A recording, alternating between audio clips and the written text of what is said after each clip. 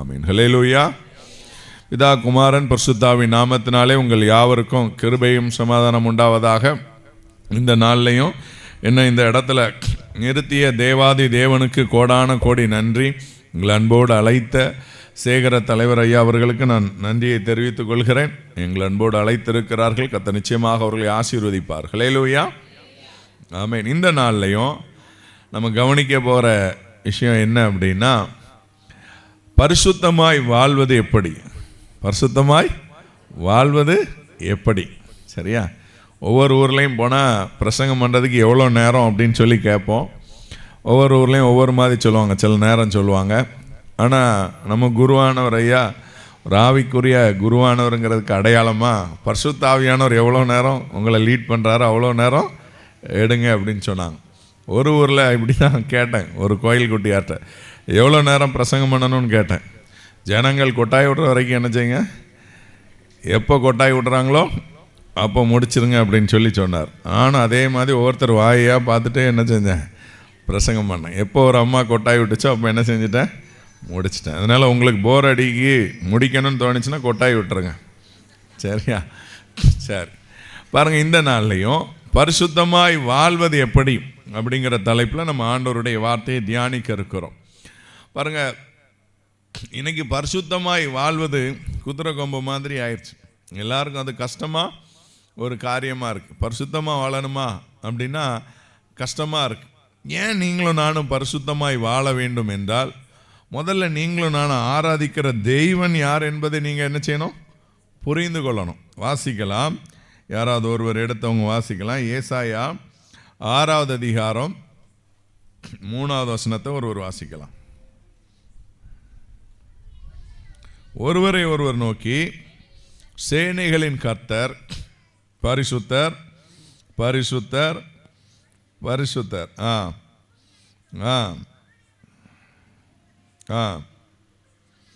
பாருங்க, சேனைகளின் கர்த்தர் பரிசுத்தர் பரிசுத்தர் பரிசுத்தர். நீங்களும் நானும் ஆராதிக்கிற தெய்வம் யாரு அப்படின்னா, அவர் எப்படிப்பட்ட தெய்வம்? பரிசுத்தமான ஒரு தெய்வம். ஹல்லேலூயா. அவர்கிட்ட எந்த குறையும் நம்ம என்ன செய்ய முடியாது, கண்டுபிடிக்கவே முடியாது. பரிசுத்தம்னா அவருடைய பரிசுத்தத்துக்கு ஈடா உலகத்தில் ஒன்றுமே கிடையாது. ஒருவரும் நெருங்க முடியாதவர், தொட முடியாதவர்.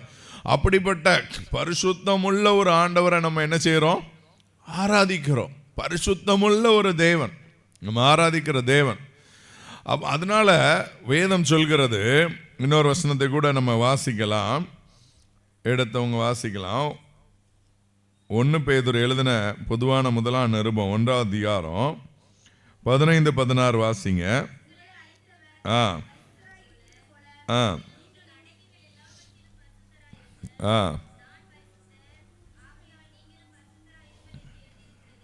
பாருங்க, நம்மளை அழைத்த தேவன் யாரு? பரிசுத்தமுள்ள ஒரு தேவன். நான் நேற்றைய சொன்னேன், வேதக்காரங்க அப்படின்னா அந்த காலத்தில் அவ்வளோ மரியாதை என்ன செஞ்சது இருந்துச்சு. வேதக்காரங்க, வேதத்தின்படி நடக்கிறவர்கள், இவங்க இப்படிப்பட்டவங்க அப்படின்னு சொல்லி அந்த நாட்களில் கிறிஸ்தவர்களை பார்த்து எல்லாரும் பயபக்தியாக இருந்தார்கள். இன்றைக்கு நாம் எப்படி இருக்கிறோம் என்பது கேள்வி. மற்றவர்களை மாதிரி நம்ம சண்டை போடக்கூடாது. உலக மனிதர்கள் மாதிரி நம்ம என்ன செய்யக்கூடாது, இருக்க கூடாது. உலக மனிதர்கள் சண்டை போடலாம், தெரு பைப்பில் சண்டை போடலாம், அதுக்கு சண்டை போடலாம், இதுக்கு சண்டை போடலாம். ஆனால் நீங்கள் உங்கள் நடக்கைகள் எல்லாவற்றிலும் எப்படி இருக்கணுமா, பரிசுத்தமாக இருக்கணும். வாட்ஸ்அப்பில் ஒரு வீடியோ பார்த்தேன். ஒரு அம்மா தான் வீட்டில் இருக்கிற குப்பையெல்லாம் பெருக்கி பக்கத்து வீட்டுக்கு தள்ளுறாங்க, பக்கத்து வீட்டு முன்னாடி தள்ளுறாங்க. அந்த அம்மா என்ன பண்ணுது, இவங்க வீட்டுக்கு முன்னாடி தள்ளுது. சரி, இந்த அம்மா கிடக்கிற கல்லெல்லாம் பிறக்கி அங்கே போடுது. 2 பேரும் வெளியில் வந்துட்டாங்க, சண்டை முத்திருச்சு. முன்னாடி சாக்கடை ஓடுது. இந்த அம்மாவுக்கு சாக்கடைக்குள்ள கையை விட்டு எழுதிக்கோ. அங்கே என்ன செய்கிறாங்க, சண்டை முத்துனதில் சாக்கடைக்குள்ள கை விட்றன்னு கூட மறந்து என்ன செஞ்சாங்க, முட்டாங்க. உலக மனிதர்கள் சண்டை போடலாம், அடிக்கலாம், அவர்கள் எப்படி வேணாலும் இருக்கலாம். ஆனால் நீங்களும் நானும் நம்ம நடக்கைகள் எல்லாவற்றிலும் பரிசுத்தராக இருங்க. பாருங்கள், கேராபின்கள் சேராபின்கள் கூட அவங்க செட்டைகளால் தான் முகத்தை என்ன செஞ்சாங்க, மூடிக்கிட்டாங்க, கால்களை மூடிக்கிட்டாங்க. அவ்வளோ பரிசுத்தமுள்ள தேவன். நான் எதனால் நம்மளாம் கண்ணை மூடி ஜெபிக்கணும் தெரியுமா? கண்ணை மூடி ஜெபிச்சதுக்கு வேதத்தில் நேரடியான அடையாளங்கள்லாம் இல்லை. ஆனால் எல்லாரும் கண்ணை மூடி ஏன் ஜெபிக்கிறோன்னா, அவர் ஒரு பரிசுத்தர். ஹல்லேலூயா. அவரை நம்ம நிச்சயமாக கண் திறந்து பார்த்து ஜெபிக்கிற அளவுக்கு நம்மக்கிட்ட என்ன இல்லை? தகுதி இல்லை. தாழ்மையின் அடையாளம் தான் முழங்கால் படி இருக்கிறோம். பாருங்க, பரிசுத்தமுள்ள ஒரு ஆண்டவர். அதனால் நம்ம ஆண்டவர்கிட்ட எந்த குறையும் என்ன செய்ய முடியாது? கண்டுபிடிக்க முடியாது. இன்றைக்கு ஆண்டவர் பாருங்க, ஒருவேளை உலக வாழ்க்கையின்படி அவர் எல்லாம் வாழ்ந்திருக்கலாம். அவர் திருமணம் முடியலை, அது மாதிரிலாம் காரியங்கள் எல்லாம் நம்ம ஆண்டவர்கிட்ட நம்ம கண்டுபிடிக்க முடியாது. அவ்வளோ பரிசுத்தமான ஒரு தேவன், பரிசுத்தமாய் வாழ்ந்த ஒரு தேவன், பரிசுத்த ஆவியினால் பிறந்த ஒரு தேவன். அவரை ஆராதிக்கிறோம். அப்போ நீங்களும் நான் எப்படி வாழணும்? பரிசுத்தமாக வாழணும். நம்ம ஜெபம் எப்படி பண்ணலாம்? இயேசுவே என்ன உங்களை போல மாற்றுங்க ஆண்டவரை. எல்லாரும் இப்படி ஜெபம் பண்ணலாம். இயேசப்பா என்ன உங்களை போல மாற்றுங்க, என்னை உங்களை போல மாற்றுங்க ஆண்டவரே அப்படின்னு சொல்லி நம்ம ஜெபிக்கலாம். பாருங்க, அப்படிப்பட்ட கிருபையை தேவன் நமக்கு என்ன செஞ்சிருக்கிறார்? கொடுத்திருக்கிறார். இப்போ ஒருவேளை ஒரு உதாரணத்துக்கு சொல்கிறேன். இப்போ ஒரு குரங்கை நம்ம ஆராதிக்கிறோன்னா அது மாதிரி மாறுங்கன்னு கேட்க முடியுமா? ஒரு யானையை நம்ம ஆராதிக்கிறோன்னா அது மாதிரி மாறுங்கன்னெலாம் கேட்க முடியாது. ஆனால் பரிசுத்தமுள்ள ஒரு தேவனை நம்ம என்ன செய்கிறோம்? ஆராதிக்கிறோம். அதனால் நம்ம எப்படி ஜெபிக்கலாம்? என்ன உங்களை போல் என்ன செய்யுங்க? மாற்றுங்க. அவர் பரிசுத்தர். அவர் பரிசுத்தத்துக்கு நிகர் உலகத்தில் எதுவுமே கிடையாது. அப்படிப்பட்ட பரிசுத்தமுள்ள தெய்வத்தை ஆராதிக்கிற நாம் பரிசுத்தமாய் வாழ வேண்டும். அதுதான் தேவன் நம்மிடத்தில் எதிர்பார்க்கிறார். எதற்காக இப்படிப்பட்ட பண்டிகைகள் வைக்கிறாங்க? எதுக்காக இப்படி? நம்ம எல்லாம் வாரந்தோறும் தான் சர்ச்சில் ஆராதனை நடக்கு. வாரந்தோறும் நம்ம செய்திகளை கேட்டுக்கொண்டு இருக்கிறோம். ஞாயிற்றுக்கிழமை காலையில் கேட்டிருப்போம். எத்தனை பிரசங்கியார்கள் இன்றைக்கி நாங்கள் போனால் அடுத்த வாரம் ஒருத்தர், விதவிதமான பிரசங்கியார்கள். இன்றைக்கி எத்தனை யூடியூப் சேனல், எத்தனை பிரசங்கம், எல்லாத்தையும் கேட்டுகிட்டே இருக்கிறோம். அப்போ ஏன் ஸ்பெஷலாக நமக்கு பண்டிகைன்னு ஒன்று வைக்கிறாங்க? நம்ம வேதத்தில் வாசிக்கலாம். யோபு உடைய சரித்திரம் 1ஆவது அதிகாரம் அதனுடைய 4-5 வாசிக்கலாம்.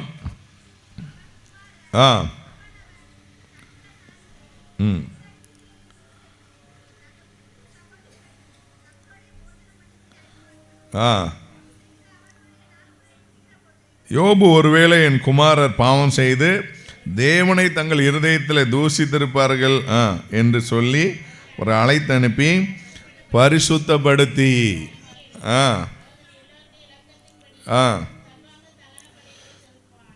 பாருங்க, விருந்து செய்கிற நாள் முறை மேல் என்னைக்கு? ஆமாம், நமக்கு அசன பண்டிகை எல்லாம் விருந்து, அப்படி தானே? முந்தி மாதிரிலாம் கிடையாது. இப்போ முன்னாடிலாம் ஆண்டவரை தேடி மக்கள் வாஞ்சியோடு வருவாங்க. இப்போ காலம் என்ன செஞ்சுட்டு மாறி போயிட்டு, எல்லாம் செல்ஃபோன் காலம், டிவி காலம்லாம் ஆயிடுச்சு. இப்போ நம்ம என்ன பண்ணுறோம்? நம்ம திருச்சபையில் எல்லாத்துக்கும் ஏதாவது ஒரு விருந்து. அசனத்தெல்லாம் முன்னாடி ஒரு நாள் மத்தியான சாப்பாடு இருக்குது. இப்போலாம் நிறைய ஊரில் அசனத்துக்கு 3 நாள் 3 வேளை சாப்பாடு என்ன செய்கிறாங்க? கொடுக்குறாங்க. எதுக்குன்னா வெளியூர்லேருந்து மக்கள் வரணும். அப்போ தான் வந்து அவங்க ஊரில் தங்கியிருப்பாங்க, சொந்த ஊரை நினைப்பாங்க. அப்படிங்கிறதுக்காக சாப்பாடு, உணவு எல்லாம் திருச்சபை பொறுப்பெடுத்து என்ன செய்கிறாங்க. முன்னிரவு ஜபம், முழுஇரவு ஜபம், முன்னிரவு ஜபம் ஆகிட்டு, முன்னிரவு ஜபத்தில் அன்றைக்கி ஒரு இடத்துக்கு செய்தி கொடுக்க போனோம், அங்கேயும் சாப்பாடு. முடிஞ்ச உடனே இட்லி, சாம்பார் எல்லாம் என்ன செய்கிறாங்க? போடுறாங்க. உபவாச ஜபம் அது இன்றைக்கி நிறையா நம்ம திருநெல்வேலி மாவட்டத்தில் பார்த்திங்கன்னா மாதத்துக்கு ஒரு முறை ஒரு ஞாயிற்றுக்கிழமையும் உபவாச ஜபமாக என்ன செஞ்சுட்டாங்க? மாற்றிட்டாங்க. அங்கேயும் சாப்பாடு. பாருங்க, இப்படி எல்லாம் காலம் மாறி இருக்கிறது. ஏன்னா விருந்து நமக்கு எப்போவும் ரெடியாக இருக்கிறது. ஆனால் விருந்து எதற்காக? விருந்து செய்யும்போது நம்ம பிள்ளைகள் பாவம் செஞ்சுருப்பாங்க. யோபு நினைக்கிறான், என் பிள்ளைகள் பாவம் செஞ்சுருப்பாங்களோ, இருதயத்தில் தேவனை எங்க இருதயத்தில் பாருங்கள், பழைய ஏற்பாடு காலம், இருதயத்தில் கூட என் பிள்ளைகள் தேவனை தூஷித்திருப்பார்களோ என்று எண்ணி அவன் என்ன பண்ணா? அழைத்தனை பரிசுத்தப்படுத்தி, பிள்ளைகள் என்ன செய்கிறான்? பரிசுத்தப்படுத்தி அதிகாலமே எழுந்து எல்லாருடைய லக்கத்தின்படி சர்வாங்க தகன பலிகளை செலுத்தினான். அப்போ இந்த பண்டிகை நாட்களில் உங்களை என்னையும் பரிசுத்தப்படுத்த வேண்டும் என்று தேவன் விரும்புகிறார். நீங்களும் நானும் பரிசுத்தமாக இருக்க வேண்டும். நம்ம நடக்கைகளில் எல்லாவற்றிலும். எதற்கு ஞாயிற்றுக்கிழமை ஆராதனை? ஒவ்வொரு ஞாயிற்றுக்கிழமை வரும்போது இந்த வாரத்தில் நான் எந்த பாவத்திலையும் விழுந்திருக்கக்கூடாது, நான் எதுவும் பாவம் செஞ்சிருந்தா என்னை மன்னிங்காண்டவரே. ஞாயிற்றுக்கிழமை காலையில் சிலர் உபவாசத்தோடு, எனக்கு தெரிந்த ஊழியர்கள் உபவாசத்தோடு இருப்பாங்க. ஞாயிற்றுக்கிழமை எதுக்கு உபவாசம் இருக்கிறீங்கன்னு கேட்டால் அந்த வாரம் முழுவதும் பாவம் செஞ்சிடக்கூடாது, பரிசுத்தமான வாழ்க்கையை காத்து கொள்ளணும் அப்படின்னு சொல்லி உபவாசத்தை என்ன செய்றாங்க? இருக்கிறாங்க. இன்னைக்கு நம்முடைய வாழ்க்கை எப்படி இருக்கிறது? ஆண்டவர் நம்மை பரிசுத்தமுள்ள ஒரு வாழ்க்கை வாழ வேண்டும் என்று தேவன் நம்மளை அழைத்திருக்கிறார். ஒரு பரிசுத்த ஜீவியத்திற்கு என்று தேவன் நம்மை அழைத்திருக்கிறார். நம்முடைய வாழ்க்கை பரிசுத்தமாய் வாழுகிறோமா? இதுதான் தேவன் எதிர்பார்க்கிற காரியம். இன்னைக்கு வேதத்தில் பரிசுத்தமாய் வாழ்ந்த ஒரு சிலரை நாம் தியானிக்கலாம். முதலாவது எடுத்து திருப்பிக் கொள்ளுங்க. வாசிக்கலாம். நாம் தானியேல் 1வது அதிகாரம் 8வது வசனத்தை ஒருவர் வாசிக்கலாம்.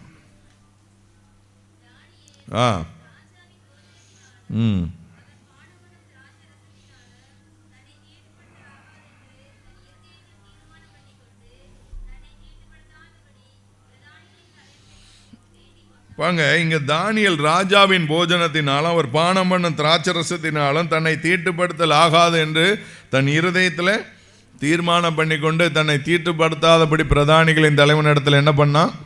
வேண்டிக் கொண்டான்.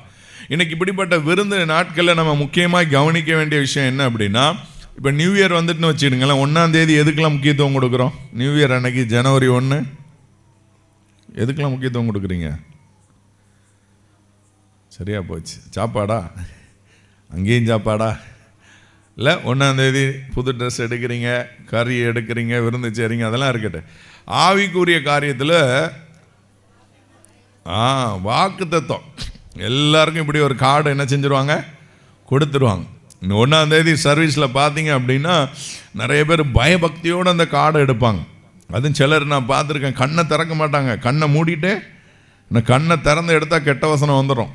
அதனால் கண்ணை மூடிக்கிட்டே எடுப்போம். சில குடும்பத்தில் கடைசி நேரத்தில் கணவர் ஆலயத்துக்கு வந்திருக்க மாட்டார். இப்போ அந்த அக்கா 2 கையும் விடுவாங்க.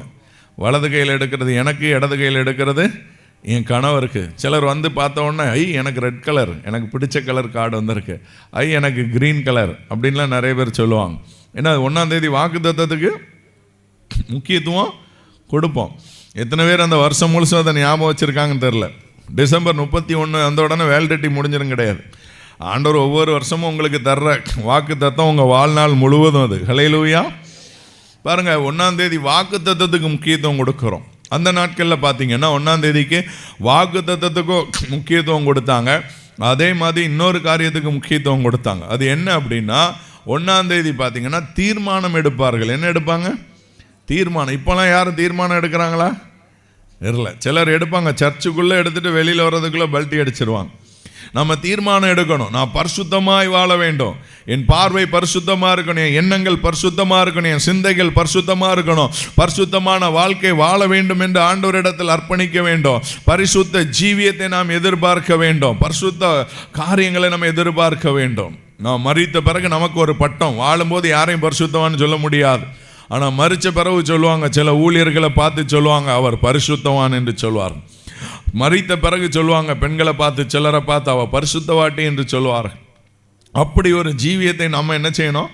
வாழணும். பாருங்கள், அந்த நாட்களில் ஒரு குறிப்பிட்ட சமூகத்தினர் என்ன பண்ணுவாங்க அப்படின்னா, எறும்புக்கு கூட தீங்கு நினைக்கக்கூடாதுன்னு மயில் தொகையை வச்சே நடப்பாங்களாம். மயில் தொகையை விரிச்சிட்டே நடப்பாங்க, முன்னாடி வீசிட்டே போங்களாம். எறும்பை கூட மிதித்து கொண்டுறக்கூடாது. அந்தளவுக்குலாம் நம்ம போக வேண்டாம்.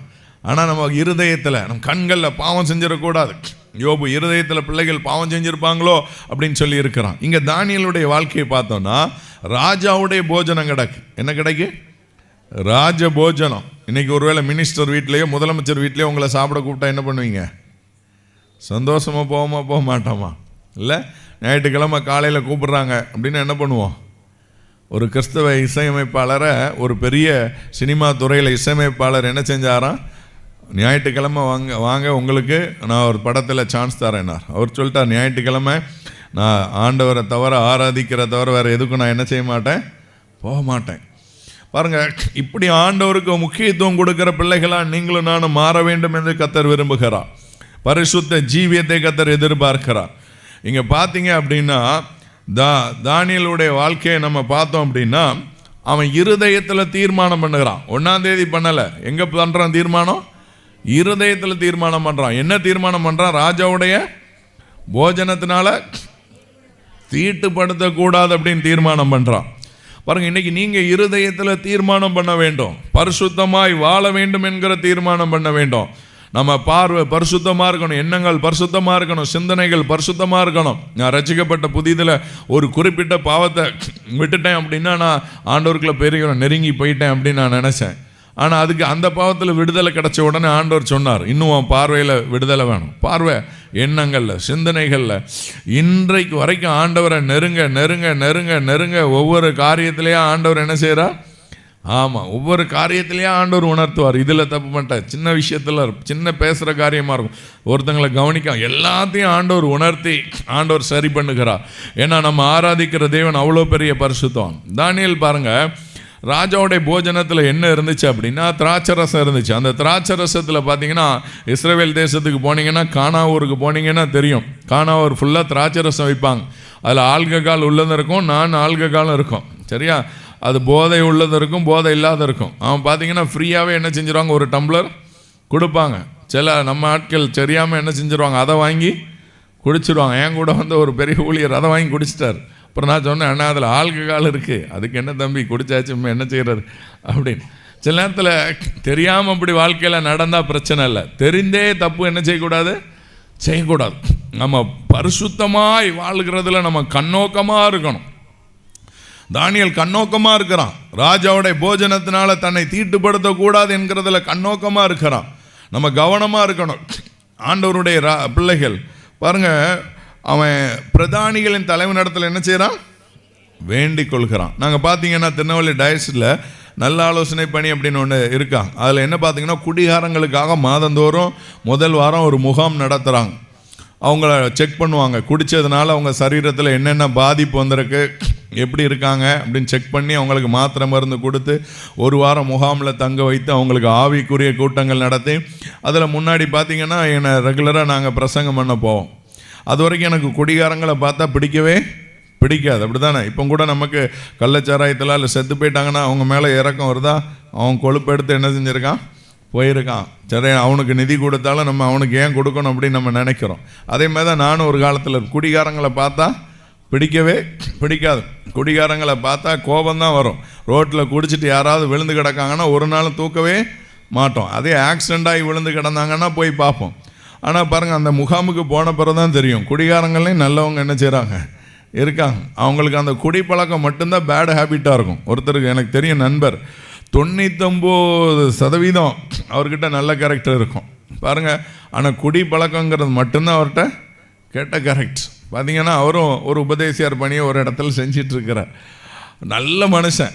எல்லாத்துலேயும் நாங்கள் முகாமுக்கு போனோம் அப்படின்னா எங்களை தங்க வைக்கிறது, எங்களை அங்கே மீட்டிங் போனால் எங்களை பார்க்குறது, உபசரிக்கிறது, எதுலேயுமே அடிச்சிக்க முடியாது. அவரே சொல்லுவார், ஒரு கல்யாண வீடு வந்துட்டு சபையார் வீட்டிலன்னா 7லேருந்து Z வரைக்கும் நல்லா செய்வார். ஆனால் கடைசி பந்தியில் போய் குடிச்சிட்டு கறி வைக்கலன்னு சொல்லி கறிவாளியை தூக்கி என்ன செய்வார், எரிஞ்சிட்டு இருப்பார். பாருங்கள், நம்ம எல்லா சூழ்நிலையிலும் பரிசுத்தமாய் வாழ்வதில் கண்ணோக்கமாக இருக்கணும். ஏன் அந்த குடிகார முகாமில் நாங்கள் போகும்போது பார்த்திங்கன்னா அவங்களுக்கு நான் சொல்லுவேன், நீங்கள் இனிமேல் திருந்திட்டீங்க, தீர்மானம் பண்ணுங்க. இது நீங்கள் என்ன பண்ணணும் அப்படின்னா, இனிமேல் உங்கள் தீர்மானம் பண்ணி நீங்கள் குடிக்கக்கூடாதுன்னு முடிவெடுத்திருப்பீங்க. உங்கள் நண்பர்கள் ஃபோன் பண்ணி உங்களை இலவசமாக ட்ரீட் வைக்கன்னு சொல்லுவாங்க. அப்போ ஒருத்தர் சொன்னார், போய் ஊரில் இறங்கின உடனே ஒருத்தன் என்ன சொன்ன, மாப்பிள்ளை இன்றைக்கி நான் ட்ரீட் வைக்கிறேன், வா மாப்பிள்ளை. அப்போ குடிகாரனாக இருக்கும்போது காசே கிடைக்காது, யார்கிட்ட கையேந்திட்டு நிற்போம். ஆனால் திருந்தணும்னு நினைக்கும் போது, நீங்கள் என்னைக்கு பரிசுத்தமாக வாழணும் திருந்தணும்னு நினைக்கிறீங்கன்னா நீங்கள் துரத்துன பாவம் உங்களை துரத்த ஆரம்பிக்கும். ரொம்ப கவனமாக இருக்கணும். அப்படின்னு உடனே ஆண்டவர்கிட்ட வந்தாலே சோதனை வருதுப்பா அப்படின்னு நினைக்கக்கூடாது. பிசாசு உங்களை பார்த்து பயந்துட்டான் அர்த்தம். இங்கே தீர்மானம் பண்ணுறான், பிரதானிகளின் தலைவனிடத்தில் வேண்டிக் கொள்கிறான், நான் இனி அந்த தப்பை பண்ண மாட்டேன். நம்ம தீர்மானம் பரிசுத்தமாய் வாழணும்னு தீர்மானம் பண்ணிட்டா, நம்மளை பாவத்துக்கு யாராவது அழைத்தா நம்ம தைரியமாக சொல்லணும், நான் இந்த தப்பை என்ன செய்ய மாட்டேன், செய்ய மாட்டேன். இனி கெட்ட வார்த்தை பேச மாட்டேன், இனி இந்த பாவத்தை நான் செய்ய மாட்டேன், இனி உன்னோட நட்பு எனக்கு தேவையில்லை, எல்லாம் எதை முறிக்கணுமோ தேவையில்லாத காரியங்கள் அதில் முடிக்கணும். இப்படி இருந்ததுனால பாருங்கள், அவன் அன்னைக்கு ராஜாவிட்டேருந்து அப்படி கட்டளையெல்லாம் வந்துட்டுனா அதுக்கு கட்டாயம் கீழ்ப்படிஞ்சாகணும். ஆனால் அவன் என்ன செய்யலை, கீழ்ப்படியலை. ஆமேன்னு சொல்லுங்கள். பாருங்கள், தமிழ்நாட்டில் கூட ரொம்ப வருஷத்துக்கு முன்னாடி மதமாற்ற தடை சட்டம்னு ஒன்று கொண்டு வந்தாங்க.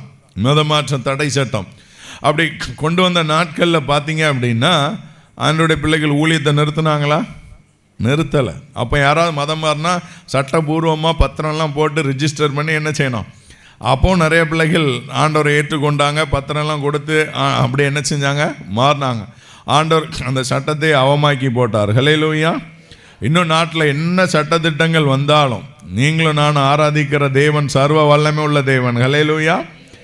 ஆமாம், சாத்ராக் மேஷாக் ஆபேத்நேகோ தானே அவங்களுடைய பேரை, அனனியா மிஸ்ஸாவேல் அசரியா, அவங்கள தூக்கி நெருப்புக்குள்ளே போட்டாலும் அவன் சொல்கிறான், எங்கள் தேவன் விடுவிக்க வல்லவர், அவர் விடுவிக்காமல் போனாலும் பொற்சலையை நாங்கள் என்ன செய்ய மாட்டோம், ஆனால் கடைசி காலத்தில் நீங்களும் நான் அப்படி நிற்கணும். தைரியமாக ஆண்டவர்களை நிற்கணும், வைராக்கியமாக ஆண்டவர்களை நிற்கணும்.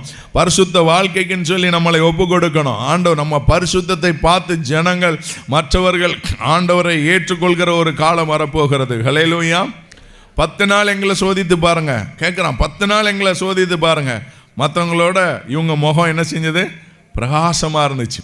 அப்படி இருந்ததுனால ஆண்டவர் அவங்களுக்கு அந்த 4 வாலிபர்களுக்கும் எழுத்தில், ஞானத்தில், அறிவில், சாமர்த்தியத்தை ஆண்டவர் என்ன செஞ்சார்?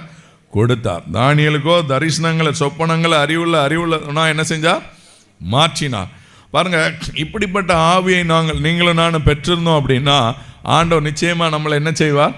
ஆசீர்வதிப்பார். தீர்மானம் பண்ணுறாங்க பாருங்க. தானியல் அதுக்காக சோதனை, பரிசுத்தமாக வாழ்ந்தால் சோதனையே வராதா? சோதனை வரும். தானியலுக்கு என்ன கிடைச்சது? சிங்கக்கேபி கிடச்சிது. ஹல்லேலூயா. நமக்கு சிங்கக்கேபிலாம் கிடைக்க. சில வீட்டில் நாய்கள் ஜாக்கிரதைன்னு போர்டு வச்சுருப்பாங்க. சில ஆட்கள் நாயை பார்த்தா, அதுவும் பெண்கள் கரப்பாம்பூச்சை பார்த்தாலே கதறி என்ன செஞ்சுருவாங்க. ஆனால் பாடுவோம், சர்ப்பத்தை மிதிக்கிற தேலை மிதிக்கிற வல்லமையில ஆண்டவர் கொடுத்துருக்கிறார் அப்படின்னு சொல்லி. பாருங்கள், தானியலுடைய வாழ்க்கையை நம்ம கவனித்து பார்த்தோம்னா சிங்கக்கேபியில் போட்டாங்க. தானியல் பரிசுத்தமாக வாழ்ந்ததுக்கான காரணம் என்ன நினைக்கிறீங்க? எதனால் பரிசுத்தமாக வாழ்ந்தார் நினைக்கிறீங்க? பாருங்க, தானியல் சிங்கக்கேபிகளை போட்டு ராஜா வந்து சொல்றாரு. ராஜா சொல்றாரு, நீ இடைவிடாமல் ஆராதிக்கிற தேவன் உன்னை. அப்ப தானியல் என்ன பண்ணியிருக்காரு? இடைவிடாமல் ஆராதிச்சிருக்கார். இடைவிடாமல் ஆராதிச்சிருக்கிறார் அப்படின்னா நான் ஒரு கற்பனை பண்ணி பார்த்தேன். ராஜாவுக்கு ஒரு பெரிய ஆஃபீஸ், ஹெட் ஆஃபீஸ் இருக்குன்னா பக்கத்து கேபினில் தானியல் இருக்கலாம். அப்போ தானியல்கிட்ட இருந்து ஜெப சத்தம், ஆராதனை சத்தம் என்ன செஞ்சிருக்கு? ராஜாவுக்கு கேட்டிருக்கு. ஒருவேளை ராஜா அவர் ரூமை கிராஸ் பண்ணும்போது கேட்டிருக்கலாம். தானியல் எப்போ ஆண்டவரை ஆராதித்து துதிக்கிறான். சென்னையில் ஒரு பிரசங்கம் பண்ண போயிருந்தேன் பாருங்கள். முடிஞ்ச உடனே ஒரு வீட்டுக்கு கூட்டிகிட்டு போனாங்க. அவங்க வீட்டுக்குள்ளே போய் கால் வைக்கிறதுக்கு முன்னாடி பூட்டை திறக்கிறாங்க. திறந்து உள்ளே போனால் டிவியில் ஆராதனை ஓடிக்கிட்டே இருக்கு. நான் வீட்டுக்குள்ளே யாரும் இருக்காங்களான்னு கேட்டேன். இல்லை, ஞாயிற்றுக்கிழமை ஆண்டவர் ஒரு ஆராதனை ஓடட்டுன்னு சொல்லி சர்ச்சைக்கு போகும்போது டிவியை போட்டு வச்சுட்டு என்ன செஞ்சோம்? வந்தோம். இன்றைக்கி நம்மள எத்தனை பேர் அப்படி இருக்கிறோம்? நம்ம வீட்டு பக்கத்தில் உள்ளவங்க ஆராதனை சத்தத்தை கேட்குறாங்களா, சண்டை சத்தத்தை கேட்குறாங்களா? சில வீட்டு பக்கத்தில் சண்டை நடந்துச்சுன்னா சிலருக்கு சுற்றி இருக்கிறவங்களுக்கு கொண்டாட்டமாக இருக்கும். அவங்களுக்கு நல்ல பொழுதுபோக்கு. சண்டை போடுறாங்க. அந்த காலத்துலலாம் யார் வீட்லையாவது சண்டை போட்டாங்கன்னா வழக்கு பிடிக்கிறதுக்கு பக்கத்தில் உள்ளவங்க வருவாங்க. சண்டை போடாதீங்க அப்படின்னு வழக்கு பிடிப்பாங்க. இப்போ அப்படி யாரும் பிடிக்கிறாங்களா? எல்லாம் ஒளிஞ்சு நின்று வேடிக்கை பார்க்குறாங்க. இந்த வீட்டில் என்ன நடக்குன்னு சொல்லி பார்ப்போம் அப்படின்னு சொல்லி. பாருங்க, ஆண்டவர் தானியலை பார்க்கும்போது அவன் இடைவிடாமல் ஆராதித்து கொண்டிருந்தான் தேவனை. ராஜாவே சாட்சி சொல்றார், உன் தேவன் உன்னை தப்புவிக்க வல்லவராக இருக்கிறார். பாருங்க, இயேசு கிறிஸ்துடைய வாழ்க்கையை பாருங்க. தண்ணீரை திராட்சை ரசமாக மாற்றும் போது மரியாள்கிட்ட போய் கேட்குறாங்க. மரியாள் சொல்றார், அவர் உங்களுக்கு என்ன சொல்கிறாரோ அதன்படி செய்யுங்கள். ஏன்னா வீட்டில் ஏற்கனவே அற்புதம் செய்திருக்கிறார். வெளியரங்கமாக அதுதான் முதலாவது அற்புதம். ஏன்னா இப்போ குரானில் இயேசுவை பற்றி எழுதியிருக்கும் போது அவர் அதில் நிறைய காரியங்கள் டீட்டெயிலாக எழுதியிருக்கு. அவர் சிறு வயதிலே நிறைய அற்புதங்களை செய்தார் என்று. இதெல்லாம் பார்த்ததுனால அவங்க தைரியமாக ஆண்டவருக்குள்ளே என்ன செய்கிறாங்க? நம்பிக்கையோடு சொல்கிறாங்க. அப்போ தானியலையும் ராஜா கவனித்து பார்த்துருக்கிறார். இப்போ இடைவிடாமல் ஆராதிக்கிற தேவன் அவனை தப்பு வைக்க வல்லமை உள்ளவராக இருக்கிறான்னு சொல்லி பார்த்தார். ஹல்லேலூயா. இன்றைக்கு அதே தேவன் தான் நம்ம மத்தியில் இருக்கிறார். அன்றைக்கு அந்த சிங்கக்கேபியில் இருந்து காப்பாற்றின தேவன், அன்னைக்கு ஒருவேளை அக்னி சூளையிலேருந்து காப்பாற்றின தேவன், இன்னைக்கு உங்கள் வாழ்க்கையில் என்ன பிரச்சனைகள் இருக்கலாம், போராட்டங்கள் இருக்கலாம், பாடுகள் இருக்கலாம், உபத்திரவங்கள் இருக்கலாம், கஷ்டங்கள் இருக்கலாம், எப்படிப்பட்ட காரியங்கள் இருந்தாலும் அதிலிருந்து விடுதலை கொடுக்கிறதற்கு ஒரு வல்லமையான தேவன் மத்தியில் இருக்கிறார். ஹல்லேலூயா. தானியேல் பரிசுத்தமாய் வாழ்ந்ததை நம்ம பார்க்கிறோம்.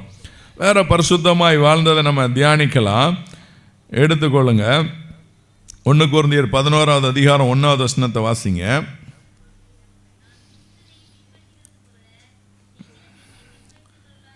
பாருங்க, நான் கிறிஸ்துவை பின்பற்றுகிறது போல நீங்களும் என்ன செய்யுங்க? பின்பற்றுங்கள். இங்க பாத்தீங்கன்னா பவுல் தைரியமா சொல்றார், நான் கிறிஸ்துவை பின்பற்றினது போல நீங்க. பவுல் சாதாரண ஆள் அல்ல, மிகப்பெரிய கோடீஸ்வரன்.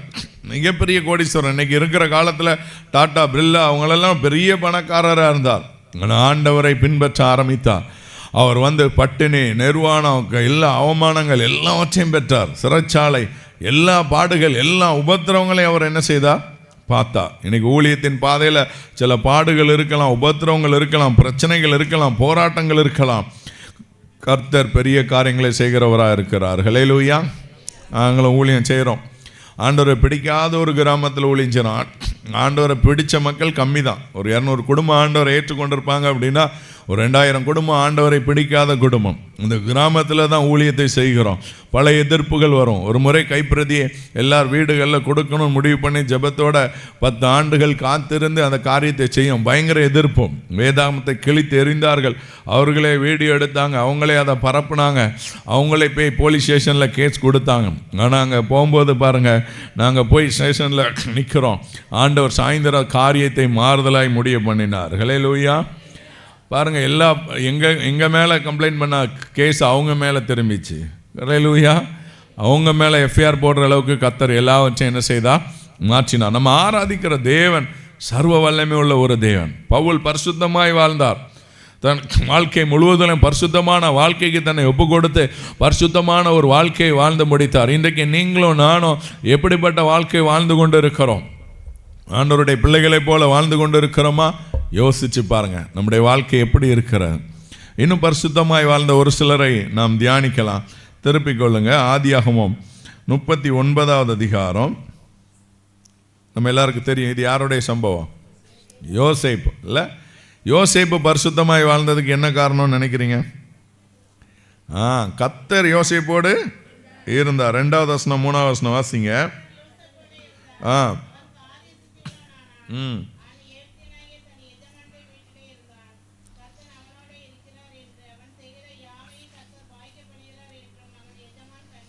பாருங்க, இங்க கர்த்தர் யோசேப்போட இருக்கிறார். உங்க கூட கர்த்தர் இருக்கிறாரா இல்லையா? பாட்டி உங்க கூட இருக்கிறாரா இல்லையா? இருக்கிறார். எத்தனை பேர் விசுவாசிக்கிறீங்க? அப்போ கர்த்தர் நம்மோடு இருந்தா எப்படி வாழ முடியும்? பரிசுத்தமாய் வாழ முடியும். ஹல்லேலூயா. கர்த்தர் நம்மோடு இருந்தால் பரிசுத்தமான வாழ்க்கையை நம்மால் என்ன செய்ய முடியும்? வாழ முடியும். வாழ முடியும். நம்முடைய இறுதி நாட்களாக இருக்கலாம். கர்த்தர் நம்மோடு இருந்தால் நம்மளால் என்ன செய்ய முடியும்? வாழ முடியும். பாருங்கள், ஒரு பாட்டியம்மா எங்களை ஜெபிக்க கூப்பிட்டாங்க. தாத்தா தூங்கவே மாட்டேங்கிறாருன்ட்டாங்க. நானும் ரட்சிக்கப்பட்டு ஊழியத்தை பகுதி நேரமாக செய்ய ஆரம்பித்த புதிதில் நாங்களும் போய் பயங்கரமாக ஜோம் பண்ணிட்டோம். தாத்தாவுக்கு நித்திரை கொடுங்க ஆண்டவரே அப்படின்னு சொல்லி ஜோம் பண்ணோம். நல்லா காலையில் கோயிலில் துக்கம் பண்ணி அடிச்சிட்டாங்க. பார்த்தீங்கன்னா தாத்தா ஒரேடியாக கர்த்தருக்குள்ள என்ன செஞ்சிட்டார்? நித்திரையாக போயிட்டார். பாட்டியை பார்த்தாலே எனக்கு கஷ்டமாக இருக்கும் அதுக்கு பிறகு. ஆனால் அந்த பாட்டி பாருங்கள், அதுக்கு பிறகு ஆண்டவரை உறுதியாக படித்தாங்க. ஹல்லேலூயா. நாங்கள் செவ்வாய்க்கிழமை தோறும் ஒரு சின்ன ஜெபம் நடத்தும், அதில் பங்கெடுப்பாங்க. எங்கள் ஆயத்த ஜெபம் ஒன்று வைப்போம், திங்கக்கிழமை வெள்ளிக்கிழமை அபிஷேக ஜெபம்னு ஒன்று வைப்போம். எல்லா ஜெபத்துலேயும் கலந்து கொள்வாங்க. அவங்க உயிரோடு இருக்கிற நாட்கள் முழுவதும் அப்படி வாழ்ந்தாங்க. ஒருவேளை நான் நிறைய தாயாரை பார்க்குறேன், கடைசி நாட்களில் ஆண்டவரை தேடுகிறவர்கள், ஆராதனை கலந்து கொள்கிறவர்கள். சிலர் சர்ச்சில் ஒரு ஆராதனை கூட மிஸ் பண்ண மாட்டாங்க. அதெல்லாம் பெரிய பாக்கியம். ஹல்லேலூயா. ஆமாம், ஒரு சகோதரி தரிசனம் பார்த்து சொன்னாங்க, பரலோகத்தில் எப்படி சர்ச்சில் பெண்கள் கூட்டம் அதிகமாக இருக்குதோ அதே மாதிரி பரலோகத்தில் பெண்கள் கூட்டம் தான் அதிகமாக. ஹல்லேலூயா. எவ்வளோ பெரிய பாக்கியம் இல்லை? ஆண்டவரை தேடி அதிகமான பேர் இருக்கிறதுனால அப்படிப்பட்ட மக்களை ஆண்டவர் தெரிந்து கொள்கிறார். இங்கே கர்த்தர் யோசேப்போடு இருக்கிறார். அப்போ பரிசுத்தமாய் வாழ வேண்டும்னா நம்ம கூட யார் இருக்கணும்? கர்த்தர் இருக்கணும். விசுவாசிக்கிறீங்களா? ஒரு நல்ல ஆண்டவரை ஆராதிக்கிற தெய்வ மனிதன் திடீர்னு அரசியல் கட்சியில் சேர்ந்தார்.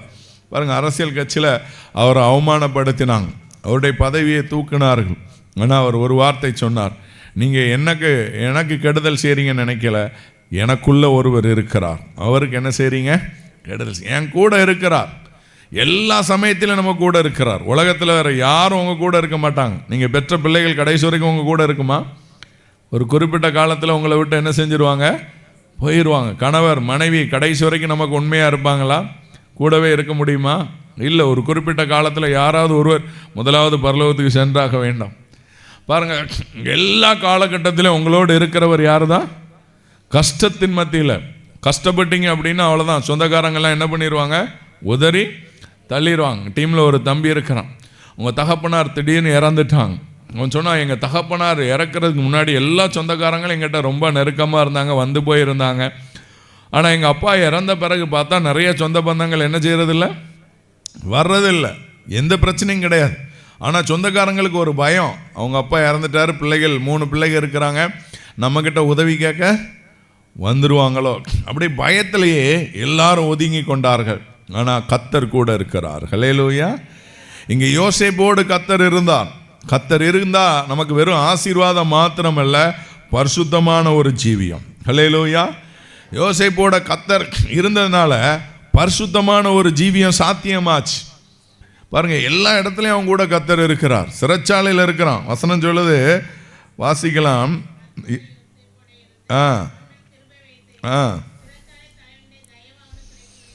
பாருங்க, சிறைச்சாலையில் யோசேப்பு இருக்கிறான். கர்த்தர் எங்க இருக்கிறாரு? ஜெயிலில் இருந்திருக்கிறார். ஹல்லேலூயா. பாருங்க, ஜெயிலில் நிறைய பேர் தவறு செய்யாமல் இன்னைக்கு போயிருக்கிறாங்க. ஜெயிலில் இருக்கிற எல்லாரும் குற்றம் செய்தவர்கள்லாம் கிடையவே கிடையாது. உள்ளே போய் பார்த்தா அதிகமான பேர் தவறு செய்யாதவர்கள், செய்யாத குற்றத்துக்காக அவர்கள் என்ன செஞ்சிட்டாங்க? பிடிச்சிட்டு உள்ளே வச்சுட்டாங்க. பாருங்கள், அப்போ நிறைய பேர் ஜெயிலுக்கு நிறைய பேரை பார்க்க போகிறதே கிடையாது. ஜெயிலில் யாராவது உறவினர்கள் இருந்தால் பார்க்க போகணும். சில ஊழியர்களை கூட பிடிச்சி ஜெயிலில் வச்சிடறாங்க.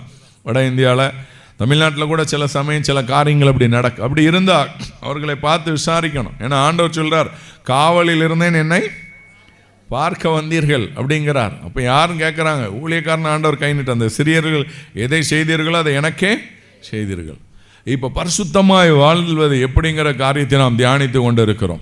யோசேப்பு பரிசுத்தமாய் வாழ்வதற்கு முக்கியமான காரணம் கர்த்தர் அவனோடு இருந்தார். இதே மாதிரி நீங்களும் நானும் பரிசுத்தமாய் வாழணும், வாழ முடியும்.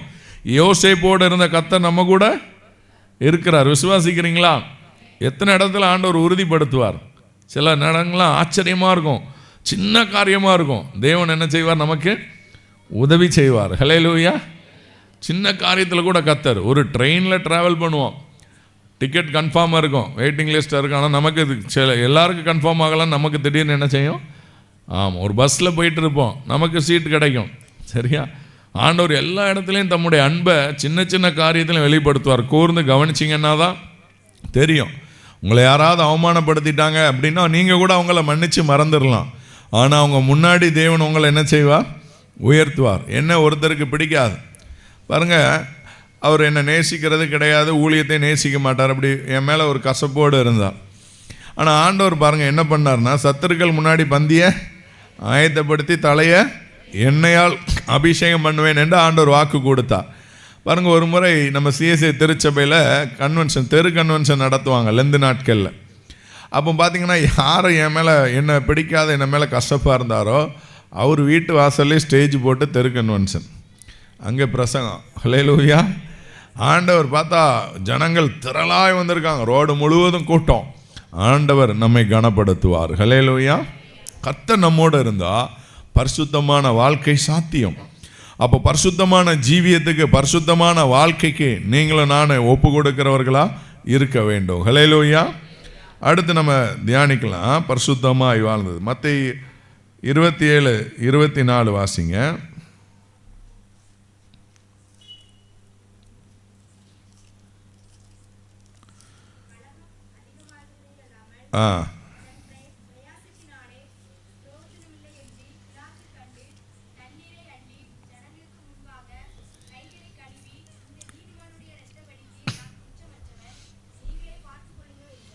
பாருங்க, நம்ம எல்லாருக்கும் தெரிந்த ஒரு சம்பவம். இது யாருடைய வாழ்க்கை? இயேசு கிறிஸ்துவோடைய வாழ்க்கை. இயேசு கிறிஸ்துவுக்கு தீர்ப்பு வழங்கும்போது அங்கே இருக்கிற அவன் சொல்கிறான், இவர்கிட்ட ஒரு குற்றத்தையும் காணலையே. ஹல்லேலூயா. பாருங்கள், அவரை குறித்து சொல்லும்போது வசனம் சொல்லுது, இந்த நீதிமான் அப்படின்னு சொல்லப்பட்டு. ஹல்லேலூயா. இப்போ இயேசு இந்த பூமியில் வாழும்போது எப்படி வாழ்ந்தார்? நீதிமானாய் வாழ்ந்தார். நீதிமானாய் வாழ்ந்தார். நம்மளும் நீதிமானாய் வாழணும். நீதிமானா நல்லவனாய் வாழ்கிறவர். நீதி என்றால் வேத சட்டத்திட்டங்களின்படி நடப்பது நீதி. பைபிளில் உள்ள சட்டத்திட்டத்தின்படி நம்ம நடந்தோம் அப்படின்னா அது நீதி. அப்படி நீதி உள்ள ஒரு ஜீவியத்தை நீங்களும் நான் என்ன செய்யணும்? வாழணும்னு கர்த்தர் விரும்புகிறார். ஹல்லேலூயா. நீதி உள்ள ஒரு வாழ்க்கை, நேர்மை உள்ள ஒரு வாழ்க்கை. பாருங்க, உலக மனிதர்கள் சொல்றார்கள், ஒரு ஐஏஎஸ் ஆஃபீஸர் இருந்தாலும் சகாயம் ஒரு சொல்லலாம், லஞ்சம் தவிர நெஞ்சை நிமிர் அப்படிங்கிறார். லஞ்சம் வாங்காத ஒரு ஸ்டாங். ஆனால் கிறிஸ்தவர்கள் இன்னைக்கு அரசாங்க பொறுப்புல இருந்தால் லஞ்சம் வாங்குறாங்களா? வாங்கலையா? வாங்குறாங்க. அப்படி தானே? நிறைய இடங்கள்ல லஞ்சம். வேலைக்கு சேரனாலே லஞ்சம் கொடுக்க வேண்டியிருக்கு. எவ்வளோ ஒரு மோசமான நிலைமையில் சில இடத்துல பார்த்தா ஆச்சரியமாக இருக்குது. சிலரை பார்த்தா கஷ்டமாக இருக்கு. சில நேரங்களில் சில வேலைக்கு டயசிஸில் சேரனாலே சிலர் என்ன கேட்குறாங்க, ஆமாம் அதெல்லாம் பார்த்தா கொடுமையாக இருக்குது. ஆண்டோடைய பிள்ளைகள் நீதி உள்ளவர்களாக என்ன செய்யணும், இருக்கணும். தூத்துக்குடியில் ஒரு கல்லூரி இருக்குது, விஓசி காலேஜ். அவங்க பாருங்கள், பெர்மனெண்ட் ஜாபுக்கு அரசாங்கத்தின் இடத்துல லஞ்சம் கொடுக்கவே மாட்டாங்க, ஸ்ட்ராங்காக இருப்பாங்க, யாருக்கும் லஞ்சம் கொடுக்க மாட்டாங்க. அவங்க நீங்கள் இப்போ போஸ்டிங் போடுறீங்களோ அப்போ எங்களுக்கு போட்டால் போதும். ஆண்டவரை அறியாத மேனேஜ்மெண்ட், ஆனால் சாட்சி உள்ள ஜீவியம் ஜீவிக்கிறாங்க. ஆண்டவரை அறிந்த நிறைய கிறிஸ்டியன் மேனேஜ்மெண்ட் கூட சாட்சி உள்ள ஜீவியம் என்ன செய்கிறதில்ல, ஜீவிக்கிறதில்ல. நம்ம வாழ்ந்து காட்டணும், உலக மனிதர்களுக்கு முன்பதாக பரிசுத்தமாய் வாழ்ந்து காட்டணும். இயேசு கிறிஸ்துவை பார்த்து அந்த இடத்துல அவர்கிட்ட எந்த குற்றத்தையும் பார்த்து என்ன செய்யலை, காணலை, எந்த குற்றத்தையும் கண்டுபிடிக்க முடியலை. அவர்கிட்ட ஒரு குற்றமும் இல்லை, ஒரு குற்றம் கூட செய்யாத ஒரே ஒரு தெய்வம் இயேசு மட்டும்தான். ஹல்லேலூயா. ஒரு குற்றம் கூட அவர் என்ன செய்யலை, செய்யலை. பரிசுத்தமான வாழ்க்கை வாழ்ந்தார். அவருடைய பார்வை பட்டு பாருங்க, அவர் ஒரு பார்க்குறார், மத்தேயு பார்க்குறார், எல்லா சீசர்களையும் அழைக்கும் போது பார்த்தீங்கன்னா என்னை பின்பற்றி வான்னு சொல்லி ஒரு பார்வை பார்த்து ஒன்று சொல்கிறார், என் பின்னாடி வா. உடனே எல்லாரும் என்ன செஞ்சாங்க, அவரை பின்பற்றி வந்தார்கள். இன்றைக்கி நம்ம எத்தனை பேர் நம்ம பார்த்து இப்படி சொன்னால் வருவாங்க? சர்ச்சுக்கு வாங்க நீங்கள் கூப்பிடுறீங்க, வராங்களா? யோசித்து பாருங்கள். நம்ம நடக்கை அதுக்கு முன்னாடி சாட்சி உள்ள ஜீவியமாக என்ன செய்யணும், இருக்கணும். இயேசு கிறிஸ்து நீதிமானாய் வாழ்ந்தார், பார்த்துட்டே இருக்கு. யோசேப்பு பரிசுத்தமானாய் வாழ்ந்தார், தானியேல் பரிசுத்தமுள்ள ஒரு வாழ்க்கை வாழ்ந்தார், பவுல் பரிசுத்தமுள்ள ஒரு வாழ்க்கை வாழ்ந்தார். ஏன் பரிசுத்தமாய் வாழணும் நம்ம பார்த்தோம். ஏன்னா நம்ம பரிசுத்தமாய் வாழ்வதே ஆண்டவருடைய சித்தமாய் இருக்கிறது. 1 தெசலோனிக்கேயர் 4:3 வாசிங்க.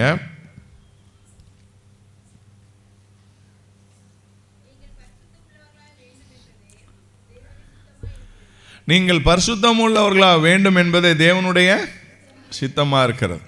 நம்ம பரிசுத்தமாய் வாழ்வது அவருடைய சித்தம். என் வாழ்க்கை குறித்த தெய்வ சித்தம் என்ன எனக்கு தெரிலனே, என்ன சித்தம்னே தெரிலனே, என்ன சித்தம்னே தெரிலனேம்பாங்க நிறைய பேர். தேவ சித்தத்தை கண்டுபிடிப்பது எப்படி நிறைய பேர் கேட்பாங்க. ஆனால் வேதம் சொல்கிறது நீங்கள் பரிசுத்தம் உள்ளவர்களாய் வாழ வேண்டும் என்பது தான் அவருடைய சித்தம். இப்போ நிறைய பேருடைய கேள்வி, எங்களால் பரிசுத்தமாய் வாழ முடியலை, எத்தனை முறையோ முயற்சி செய்தோம், பரிசுத்தமாய் வாழ முடியலை, பரிசுத்த ஜீவியத்தை எங்களால் வாழ முடியலைன்னு சொல்லி நிறைய பேருடைய கேள்வி இருக்கலாம். ஒரு முறை சென்னையில் ஒரு ஊழியத்துக்கு நான் போயிருக்கிறேன். அந்த ஊழிய ஸ்தாபனத்தில் என்ன பண்ணாங்க அப்படின்னா, தம்பி எங்களுக்கு டெய்லி ஃபோன் பண்ணி தொல்லை பண்ணுறாங்க அப்படின்னு சொல்லி ஃபோன் நம்பர் கொடுத்தாங்க. நம்ம ஊழியத்தின் பாதையில் இருக்கும்போது எங்கள் நம்பர்லாம் பார்த்திங்கன்னா, என் நம்பர்லாம் எல்லா இடத்துலையும் ஜெப உதவிக்குன்னு போட்டிருப்பாங்க, இந்த பாட்டுத்தாளில் கூட போட்டிருப்பாங்க. அப்படி நிறையா இடங்களில் ஜெப உதவிக்கு அப்படின்னு சொல்லி போடுவாங்க. அப்படி போடும்போது பார்த்திங்கன்னா நிறையா ஃபோன் நம்பர் பாரத்தோடு ஜெபம் பண்ணுறவங்க வருவாங்க. சிலர் என்ன பண்ணுவாங்கன்னா டெய்லி அடிப்பாங்க, டெய்லி என்ன பண்ணுவாங்க, கால் பண்ணுவாங்க. அப்படி கால் பண்ணுறவங்களும் இருக்கிறாங்க. அதே மாதிரி ஒரு ஊழியத்தில் டெய்லி கால் பண்ணி தொல்லை பண்ணிகிட்டே இருக்கிறான், நீ பேசன்ட்டு என் கையில் கொடுத்துட்டாங்க. அப்போ நான் ஊழியம் செய்ய போன இடத்துல கொடுத்துட்டாங்க. அது ஒரு வாலிபன் எதிர்முனையில் பேசினது. அவன் கேட்டான் ஒரே ஒரு கேள்வி, ஹலோன்னு. உடனே அவன் கேட்ட கேள்வி, பரிசுத்தமாய் வாழ முடியலை, பரிசுத்தமாய் வாழ்வதற்கு நான் என்ன செய்யணும்? எத்தனை பேருக்கு இந்த கேள்வி வந்திருக்கு? என்னால் பரிசுத்தமாய் வாழ முடியலை, பரிசுத்தமாய் வாழ்வதற்கு நான் என்ன செய்யணும்? என் பார்வையில் என்னால் பரிசுத்தமாய் பார்க்க முடியலை, என் சிந்தனையில் பரிசுத்தமாய் பார்க்க முடியலை, என் எண்ணங்கள் பரிசுத்தமாய் பார்க்க முடியலை, என்னால் பரிசுத்தமாய் வாழ முடியலை, நான் என்ன செய்யணும் அப்படின்னு சொல்லி கேட்டோம். நான் ஜோமல்ன உடனே ஆண்டவர் எனக்கு கொடுத்த பதில், பரிசுத்த ஆவியானவர் இல்லாமல் ஒருத்தராலையும் பரிசுத்தமாய் வாழ முடியாது. நம்ம பரிசுத்தமாய் வாழ வேண்டும் என்றால் பரிசுத்த ஆவியானவருடைய அபிஷேகத்தை பெற்றுக்கொள்ள வேண்டும், பரிசுத்த ஆவியானுடைய ஞானஸ்தானத்தை பெற்றுக்கொள்ளணும், ஆவியில் பிறக்கணும். நிக்கோதேமு ஆண்டவரை பார்த்து கேட்குறான். ஆண்டவர் அவனை பார்த்து சொல்கிறார், அவன் ஆண்டவரை பார்த்து சொல்கிறான், நீங்கள் செஞ்ச அற்புதங்கள்லாம் பார்த்தா தேவனிடத்துலேருந்து வரலன்னா யாரும் இப்படி செய்ய முடியாங்க. ஆண்டவர் சொல்கிறார், நீ மறுபடி பிறக்கலைன்னா தேவராஜ்யத்துக்குள்ள. அவன் சொல்கிறான், முதிர் வயதில் எப்படி தாயின் கர்ப்பத்தில் மறுபடி பிறக்க முடியும்னு சொல்லி கேட்குறான். ஆண்டவர் சொல்கிறார், நீ ஆவியில் என்ன செய்யணும்? பிறக்கணும். பாருங்கள், எல்லாரும் ஜலத்தில் தான் பிறக்கணும். தாய் வயிற்றில் கர்ப்பப்பைக்குள்ள எதில் இருக்காங்க? குழந்தைகளும் எதுக்குள்ளே இருக்க? தண்ணியில் இருக்குது. பாருங்கள், ஞானஸ்தானம் எல்லாரும் எடுத்துருவோம், ஆனால் முக்கியமானதை மறந்துடுவோம். ஆவியிலையும் பிறக்கணும். ஜலத்தில் பிறந்தால் மாத்திரம் போதும், ஆவியில் பிறக்கணும். ஏன்னா பரிசுத்த ஆவியானவர் இருந்தால் தான் கடைசி காலத்தில் பரிசுத்தமாய் வாழ முடியும். இனி வருகிற காலத்தில் பரிசுத்தமாய் வாழ முடியும். ஃபோன் முழுவதும் பாவம் நிறைந்த உலகம். இந்த பாவம் நிறைந்த உலகத்தில் நான் பரிசுத்தமாய் வாழ வேண்டும் என்றால் பரிசுத்த ஆவியானவர் என்பவர் எனக்கு வேணும், கட்டாயம். பரிசுத்த ஆவியானவர் அவசியம். பரிசுத்த ஆவியானவரை பெற்றுக்கொண்ட அனுபவம் அவசியம். வாசிக்கலாம், அப்போஸ்தலர் 1:8 வாசிங்க.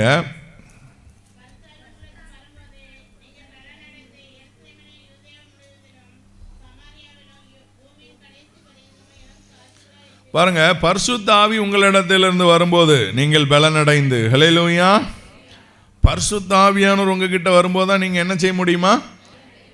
பழைய ஏற்பாடு காலத்தில் பார்த்தீங்கன்னா ஆவியானவர் திடீர்னு வருவார். சிம்சோனுக்குள்ள வருவார், எதிரிகளை வீழ்த்திட்டு போயிடுவார். இயேசு கிறிஸ்து காலத்தில் பார்த்தீங்கன்னா ஆவியானவர் புறாவை போல் அவர் மேலே இறங்கினார். என் மேல் இருக்கிறார் அப்படின்னு தான் சொல்லுவார். பரிசுத்த ஆவியானவர் என் மேல் இருக்கிறார். ஆனால் இன்னைக்கு நீங்களும் நான் எப்படி பாட்டு படிக்கும்? எங்களுக்குள்ளே வாசம் செய்யும் ஆவியானவர் நமக்குள்ளே வாசம் பண்ணுகிறார். அந்த பரிசுத்த ஆவியானவரை நாம் பெற்று இருக்கிறோம். இயேசு இந்த பூமியில் வாழ்ந்து முடித்த உடனே சொல்றார், நான் போறது நலமா இருக்கும், வேற ஒரு தேற்றவாளனை அனுப்புறேன். அவர் சத்திய ஆவியானவராக இருக்கிறார். அவர் வந்து பாவத்தை குறித்து, நீதியை குறித்து, நியாயத்தை தீர்ப்பை குறித்து என்ன செய்வாரா? கண்டித்து உணர்த்துவார். இப்போ பரிசுத்தாவி உங்ககிட்ட வரும்போது தான் நீங்கள் பலனடைய முடியும். இப்போ நம்ம பெயர் கிறிஸ்தவங்களாக வாழ்வதற்கும் பரிசுத்த ஆவியானவரை பெற்றுக்கொண்ட கிறிஸ்தவர்களை வாழ்வதற்கு என்ன இருக்கு? வித்தியாசம் இருக்கு. ஒரு ஆர்சி ஃபாதர் கோயில்குட்டியார்ட்ட கேட்டாராம், என்னப்பா நிறைய பேர் நம்ம சபையை விட்டு வேற சபைக்கு மாறிக்கிட்டே இருக்காங்களே, என்ன பிரச்சனை அப்படின்னு கேட்டாராம். கோயில்ட்டியார் சொன்னாராம், ஐயா வேற ஒன்றும் இல்லை ஃபாதர், நிறைய பேர் ஆவிக்குரிய சபையை தேடி போயிடுறாங்க. ஏன் அப்படி போகிறாங்கன்னு கேட்டாராம் ஃபாதர். இப்போ அவர் சொன்னாராம், அங்கே தான் ஆவியானவர் புறாவை போல அசைவாடிட்டு இருக்கார் அப்படின்னா. உடனே இதுதான் விஷயமா? அப்போ இந்த வாரம் நான் ஆவியானவரை பற்றி பேசுகிறேன். நீ என்ன பண்ணு, கோயில் கோபுரத்தில் இருக்கிற புறாவை பிடிச்சி வச்சுக்க. நான் ஆவியானவர் புறாவை போல் வருவார்னு சொல்லும்போது நீ அந்த புறாவை என்ன செஞ்சிரு? பறக்க விட்டுரு அப்படின்ட்டார். பாருங்கள், பயங்கரமாக ஃபாதர் பிரசங்கம் பண்ணுறார் ஆவியானவர் குறித்து. ஜனங்கள்லாம் ஆச்சரியப்படுறாங்க, நம்ம ஃபாதர் ஆவியானவரை குறித்து பேசுகிறாரு அப்படின்னு சொல்லி. அவர் சொல்கிறாரு ஜெபம், முடிவு ஜெபத்தில், இதோ புறாவை போல் ஆவியானவர் இறங்குகிறார், இதோ புறாவை போல் ஆவியானவர் இறங்குகிறார்னார். புறாவை போல் இறங்குறாரு, புறா வரல. அவர் பார்த்துட்டே இருந்தார். கோவம் வந்துட்டு, கோயில்ட்டியார் செத்தவன அந்த புறாவை எங்கே அப்படின்ட்டார். அவர் சொன்னார், ஐயா பிடிச்சு வச்ச புறாவை பூனை தூக்கிட்டு போயிட்டு. ஒரு காலத்தில் ஆவியானவரை குறித்த விழிப்பு இல்லாத காலத்தில் இப்படி நடந்துச்சு. சாம் ஜெபத்தர் அவங்க அண்ணன் உலகத்தை எழுதின கதை தான் பாருங்க. ஆனால் இன்னைக்கு அப்படி கிடையாது. இன்னைக்கு ஆர்சி திருச்சபையில் அந்நிய பாஷை பேசுகிற பிள்ளைகள் எழுப்பிட்டாங்க. ஹல்லேலூயா. ஆர்சி திருச்சபையில் அபிஷேகம் பெற்ற பிள்ளைகள் எழுப்பிட்டாங்க. ஆர்சி ஃபாதருடைய யூடியூப்பில் நிறைய மெசேஜ் வருது, போடுன்னு என்ன செய்கிறாங்க? போடுறாங்க. இது எழுப்புதல் காலம். ஹல்லேலூயா. இன்னும் ஆவியானவரை குறித்த அறிவு இல்லாமல் நம்ம இருந்தோம்னு வச்சுங்களேன், ஒருவேளை நீங்கள் பரலோகத்துக்கே போயிட்டீங்கன்னு வச்சுக்கிடுங்க, ஆண்டவருக்கு அங்கே ஒரு ரூம் வச்சுருப்பாராம். நமக்கு ஒரு வீடு இருக்குமா, அங்கே ஒரு ரூம் இருக்குமா, அந்த ரூமை மட்டும் போவாதன்றுவாராம். ஏன் அப்படின்னு கேட்டால், நீ உலகத்தில் பெறாத ஆசீர்வாதங்கள் எல்லாம் அதில் லிஸ்ட்டு போட்டு இருக்குமா. ஆண்டவர் வச்சிருந்த ஆசீர்வாதத்தை பெறாமல் இருக்கிறது. இங்கே பாருங்கள், இப்போல்லாம் பப்ஜி, ஃப்ரீ ஃபயர்னு வாலிபர்கள் விளையாடுறாங்க. நான் சின்ன பிள்ளையாக இருக்கும்போது video game, contra video game பயங்கர ஃபேமஸாக இருந்துச்சு. அதில் பார்த்தீங்கன்னா விளையாட புதுசில் நமக்கு அதை பவர்லாம் யூஸ் பண்ண தெரியாது. அப்போ நம்ம துப்பாக்கி சுட்டுக்கிட்டே நடந்து போகணும். ஆனால் பாருங்கள், அப்புறம் தான் யார்ட்டையா கேட்டப்பறம் தான் சொல்லுவாங்க, இந்த பவர் யூஸ் பண்ணு, பி பவர் யூஸ் பண்ணு, எஸ் பவர் யூஸ் பண்ணு, எல் பவர் யூஸ் பண்ணும்பாங்க. இப்போ பி பவர் நம்ம பெற்றுக்கிட்டோம் அப்படின்னா நம்ம சுடவே வேண்டாம், நம்ம வேகமாக ஓடினா எதிரிகள் டன்னு நம்ம மேலே பட்டாலே சேர்த்துருவாங்க. அதுக்கு பிறகு தான் ஐயோ இவ்வளோ நாள் இந்த பவரை யூஸ் பண்ணாமல் போயிட்டோமேன்னு ஃபீல் பண்ணோம். அதே மாதிரி பரிசுத்த ஆவியானவரை நீங்கள் அனுபவிக்காமல், பரிசுத்த ஆவியானவருடைய அனுபவத்தை பெற்றுக்கொள்ளாமல் இருந்தீங்க அப்படின்னா பரலோகத்தில் போய் ரொம்ப ஃபீல் பண்ணுவீங்க. ஹல்லேலூயா. மிகப்பெரிய அனுபவம் ஆவியானவரை பிதா நமக்கு தந்திருக்கிறது மிகப்பெரிய அனுபவம். ஏன்னா நம்மளால் ஜெபம் பண்ண முடியலை, நம்மளால் பரிசுத்தமாக வாழ முடியலை, வேதத்தை வாசித்தா ஒன்றுமே புரிய மாட்டேங்குது, இன்ட்ரெஸ்டாக இருக்க மாட்டேங்குது. காரணம் என்னென்னா பரிசுத்த ஆவியானவரை பெற்றுக்கொள்ளாது. இதே ஆவியானுடைய அனுபவத்தை பெற்றுக்கொண்டீங்கன்னா 200 கீதம், பாமாலை கீதம் எல்லாம் நமக்கு அப்போ தான் புரியும், அப்போ தான் நம்ம உள்ளத்துக்குள்ளே போவோம், அப்போ தான் பைபிள் நமக்கு உள்ளத்தில் போகும். ஆவியானவரை பெற்றுக்கொண்ட அனுபவம். அப்போ பரிசுத்த ஆவியானவர் இருந்தால் தான் நம்மளால் எப்படி வாழ முடியும். அதனால தான் அவருடைய பேரை என்னது? பரிசுத்த ஆவியானவர். இப்போ நம்ம சரீரத்தில் ஆவி, ஆத்மா, சரீரம்னு ஒன்று இருக்கும். அதில் நம்ம நிறைய பேருக்கு டவுட் வந்துடும், யார்கிட்ட ஜெபம் பண்ணால் பவராக இருக்கும், பிதாட்டையா குமாரன்ட்டையா பரிசுத்த ஆவிட்டையா? எனக்கு ஒரு நாள் டவுட் வந்துட்டு நான் கேட்டேன். அப்போ ஆண்டவர் சொன்னார், சிபின்னு கூப்பிட்டா வாரியா, சரீரம்னு கூப்பிட்டா வாரியா, ஆவின்னு கூப்பிட்டா வாரியான்னா சிபின்னு கூப்பிட்டாலே என்ன செஞ்சிருவேன், போயிடுறோம். அப்போ யார் அவங்க திரியேக தெய்வத்தை ஆராதிக்கிட்டு இருக்கோம். பிதா குமாரன் பரிசுத்தாவி எங்கள் திரியேக தெய்வத்தை நாம் ஆராதித்து கொண்டு இருக்கிறோம். 3 பேரும் ஒன்றாக இருக்கிறார்கள். 3இல் ஒன்றான தெய்வத்தை வாசிக்கிறோம். என்னை கண்டவன் பிதாவை கண்டான். ஒரே இடத்துல இயேசு கிறிஸ்து ஞானஸ்தானம் பெற்று கரையேறுகிறார். ஆவியானவர் புறாவை போல் வருகிறார். பிதா மேகத்தில் வந்து இவர் என்னுடைய நேசகம். ஒரே இடத்துல 3 பேர் தனித்தனியாக நிற்கிறாங்க. ஆனால் 3 பேர் ஒன்றாக இருக்கிறாங்க. அப்போ எது தப்போ? ஒன்று தப்பு. இப்போ யெகோவா விட்னஸ்னு ஒரு கூட்டம் இருப்பாங்க. பிதா மட்டும்தான் யெகோவா விட்னஸ், யெகோவா சாட்சிகள் அப்படிம்பாங்க. அது தப்பு. ஏன்னா என்னை அல்லாமல் ஒருவனும் பிதாவின் இடத்தில் வரான்னு இயேசு கிறிஸ்து சொல்லியிருக்கா. இயேசு கிறிஸ்து வழியாக மட்டும்தான் பரலோகராஜ்யத்துக்கு போக முடியும். இயேசு கிறிஸ்துவோடைய வழியில் மட்டும்தான் சொர்க்கத்துக்கு போக முடியும். இயேசுங்கிற வழியில் மட்டும்தான் மோட்சத்துக்கு போக முடியும். வேறு எதை பின்பற்றினாலும் போக முடியாது. நானே வழியும் சத்தியமும் ஜீவனுமாக இருக்கிறார். அவருடைய வழியில் தான் போக முடியும். பாருங்கள், ஆவியானவர் ஒன்லி ஹோலி ஸ்பிரிட்னா அதுவும் தப்பாயிரும். ஒன்லி ஜீசஸ் அப்படின்னா தப்பாயிரும். 3 நபர்களாக இருக்கிறார்கள், 3 பேர் ஒன்றாக இருக்கிறார்கள். அதுதான் நம்முடைய விசுவாசம். ஹல்லேலூயா. அப்போ அதில் பரிசுத்த ஆவியானவர் ஸ்பெஷலாக நமக்கு ஏன் கொடுக்கப்படுகிறார் என்றால், நீங்களும் நானும் பரிசுத்தமாய் வாழ்வதற்கு. இப்போ பரிசுத்த ஆவியானவர் இருந்தார்னா அந்த அபிஷேகமே உங்களுக்குள்ளேருந்து உங்களை வழி நடத்தும். அவரே கண்டித்து என்ன செய்வார், உணர்த்துவார். நம்ம ஒரு தப்பு பண்ணிட்டோம்னா 4 பேர் சொல்லி உணர்த்து. பழைய ஏற்பாடு காலத்துலலாம் சொல்லி தீர்க்கதரிசிகள் வந்து உணர்த்தினார்கள். ஆனால் பரிசுத்த ஆவியானவர் இருந்தார் அப்படின்னா நம்ம இருதயத்திலே அவர் என்ன செய்ய முடியும், உணர்த்த முடியும். நீங்கள் பலனடைய முடியும். அதுதான் ஸ்ட்ரென்த்து. ஒரு பலன், ஆவிக்குரிய பலன் நமக்குள்ள இருக்குது. இப்போ தாவீது கோலியாத்தை ஜெயித்தார். ஜெயிச்சதுக்கு காரணம் கூழாங்கல்ல அவர் மேலே இருந்த அபிஷேகம். அவர் மேலே இருந்த பரிசுத்த ஆவியானவர் தான் காரணம், கல் காரணம் அல்ல. அதே மாதிரி உங்களுக்கும் எனக்கும் ஆவியானவர் வந்துட்டார்னா உங்களுக்கு ஒரு புதிய ஸ்ட்ரென்த் வந்த மாதிரி, ஹல்லேலூயா, ஒரு புதிய பவர் வந்த மாதிரி, ஒரு சக்தி நமக்கு கிடைச்ச மாதிரி. நாங்கள் பாருங்கள், ரட்சிக்கப்பட்ட புதுசில் பிசாசு விரட்டுறதுக்கு கூட்டிகிட்டு போவாங்க, பேய் விரட்டுறதுக்கு கூட்டிகிட்டு போவாங்க. நானும் நிறைய வாலிபர்களை எங்கேயாவது பேய் விரட்டுறதுக்கு கூட்டிகிட்டு போவேன். ஒரு நாள் அபிஷேகம் பெறாதவன் அன்றைக்கி அபிஷேகம் பெற்றுருவான். பிசாசை பார்த்து பயத்தில் என்ன செஞ்சிருவான், அபிஷேகம் பெற்றுருவான்.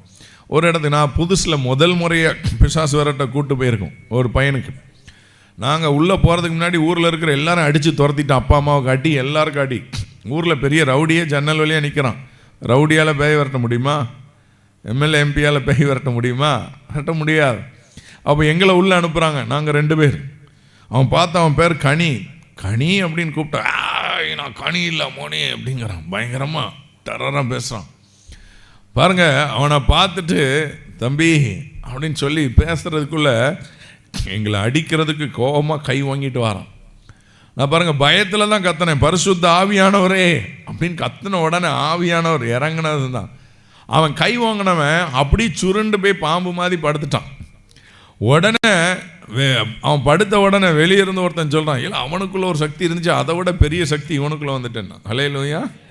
நமக்குள்ளே வந்த சக்தி பெரிய சக்தி. ஆமேன் சொல்லுங்க. ஆமேன். பெரியவர்.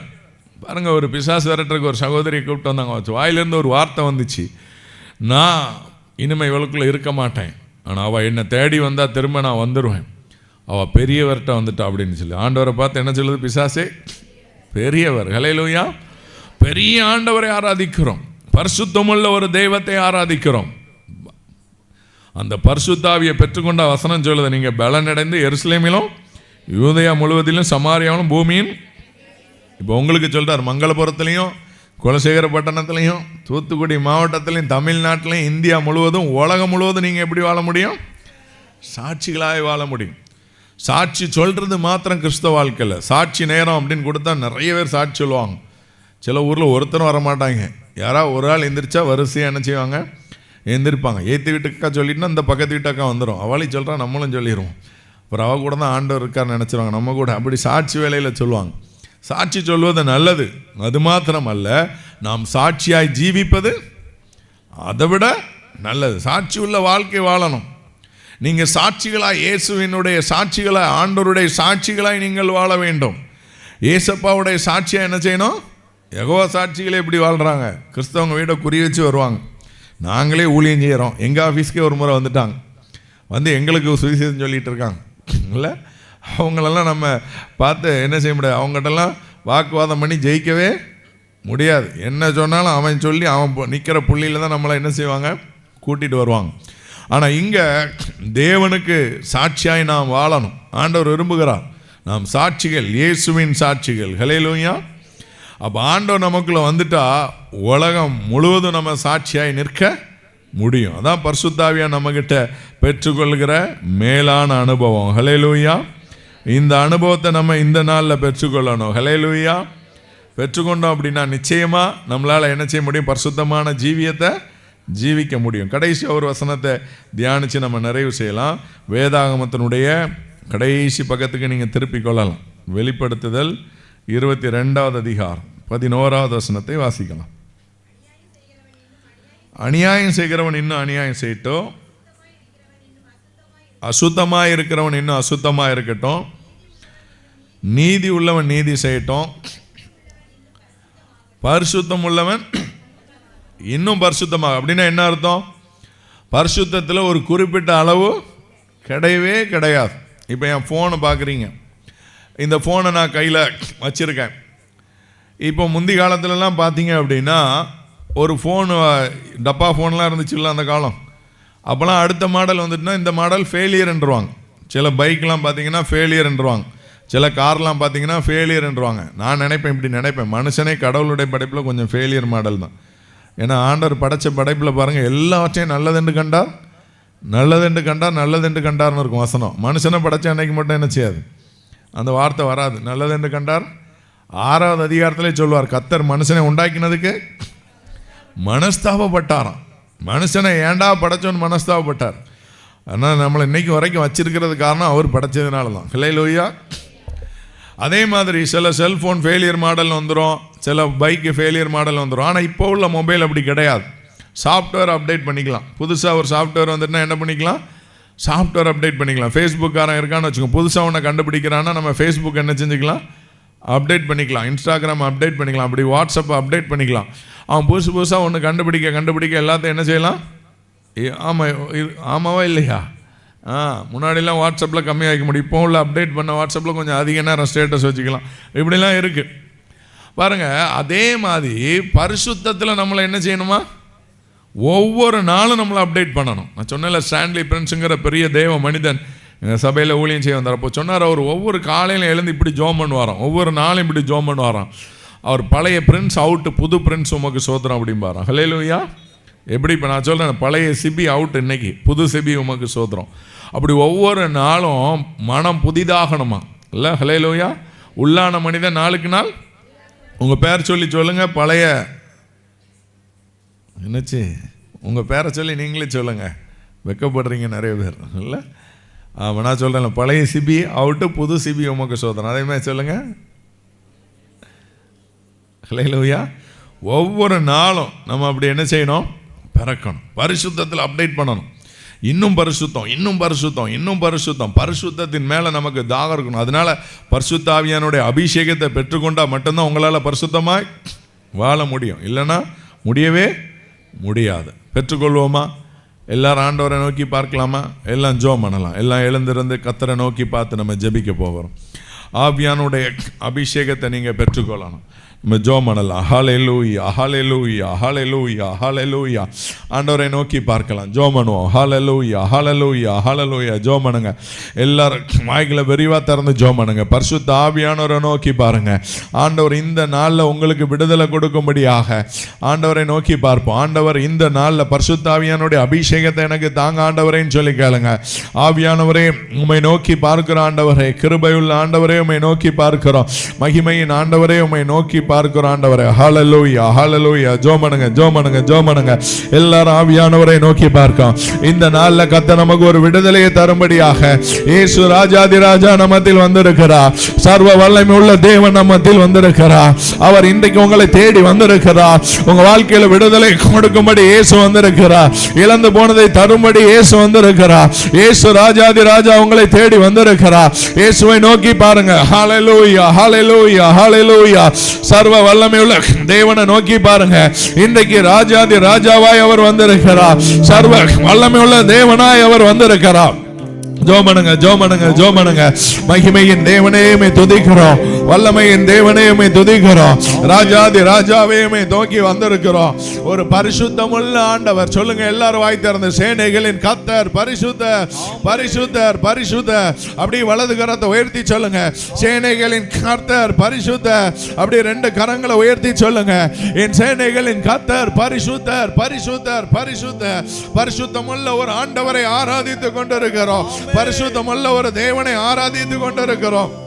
அவர் நேற்றும் இன்றும் என்றும் மாறாதவர். ஹல்லேலூயா ஹல்லேலூயா ஹல்லேலூயா ஹல்லேலூயா. ஆவியானவரே உம்மை துதிக்கிற ஆண்டவரே ஜெபமனுங்க ஜெபமனுங்க ஜெபமனுங்க. ஹல்லேலூயா ஹல்லேலூயா ஹல்லேலூயா. ஆமென். என்னை நீரப்புமே, என்னை நீரப்பியே அனுப்புமே, என் பாத்திரம் நிரம்பி வழியிட உம்மாவியை. ஆமென். எல்லாம் கரங்களை தட்டி உற்சாகமாய் ஆமென். இயேசுவே நிரப்புங்க. உம்முடைய வல்லமை இந்த வளாகத்துக்குள்ள இறங்கி வரட்டும் ஆண்டவரே. பிள்ளைகள் மேல ஊற்றப்படட்டும். கர்த்தருடைய மகிமை, கர்த்தருடைய அக்கினி. கராபா ஷாகா பாபா பாபா ரிபாலா துடா தானா கரா தானா தாடா தானா. ஆவியானுடைய மகிமை, ஆவியானுடைய வல்லமை. ஜோமனுங்க ஜோமனுங்க. வேடிக்கை பார்க்காதீங்க, கர்த்தரை நோக்கி பாருங்க. ஆமென். ஹல்லேலூயா ஹல்லேலூயா ஹல்லேலூயா ஹல்லேலூயா. பட்டு மரித்தோர்கள் எழும்பி. ஆமென். அற்புதத்தின் அபிஷேகம் தாருமே. ஆமென். நிழல் பட்டு மரித்தோர்கள் எழும்பிட. அற்புதத்தின் அபிஷேகம் தாருமே. ஓ நிழல் பட்டு மரித்தோர்கள் எழும்பிட. அற்புதத்தின் அபிஷேகம் தாருமே. மேலான வல்லமை, மேலான தரிசனம், மேலான வரமே தாருமே. மேலான வல்லமை, மேலான தரிசனம், மேலான வரங்களை தாருமே. என்னை நிரப்புமே, என்னை நிரப்புமே, என்னை நிரப்பியே அனுப்புமே. என் பாத்திரம் நிரம்பி வழியிட உம்மாவியை ஊற்றுமே. என்னை நிரப்புமே, என்னை நிரப்புமே, என்னை நிரப்பியே நடத்துமே. என் பாத்திரம் நிரம்பி வழிந்திட உம்மாவியை ஊற்றுமே. என்னை நிரப்புமே, என்னை நிரப்புமே, என்னை நிரப்பியே. ஆமென் ஆமென் ஆமென்.